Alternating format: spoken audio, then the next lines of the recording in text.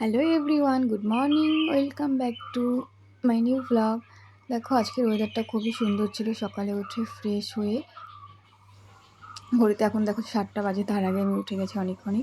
Fresh হয়ে জল খেয়ে প্রতিদিনের মতন ছোলা খেয়ে নিয়েছিলাম, কাঁচা ছোলা। আর যেহেতু আমি ওয়ার্কআউট করি তো সকালে চুলটা বেঁধে নিচ্ছিলাম, বেনুনি করে নিচ্ছিলাম। আর এত গরম পড়ছে, আর সকালের ওয়েদারটা খুবই সুন্দর, একদম শান্ত, একদম হাওয়া খুব সুন্দর লাগে সকালবেলা উঠলে।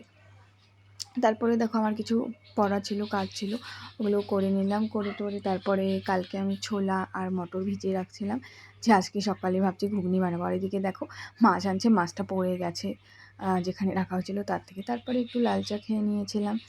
তারপরে দেখো এখানে ঘুগনি বানাচ্ছিলাম। ঘুগনির রেসিপি আর কী বলবো, ওই পেঁয়াজ, জিরা, তেজপাতা সম্বার দিয়ে তারপরে দেখো সেদ্ধ ছোলা আর মটরটা দিয়ে দিয়েছিলাম। তারপরে দেখো আলুটাও দিয়ে মিক্সড করে নিয়েছিলাম, আর বাদবাকি লঙ্কার গুঁড়ো, হলুদ গুঁড়ো, লবণ এগুলো দিয়ে দিচ্ছিলাম। তারপরে একটু গরম জল ইউজ করে দিয়েছিলাম, ব্যাস। তারপরে গরম মশলা দিয়ে নামিয়ে নিয়েছিলাম।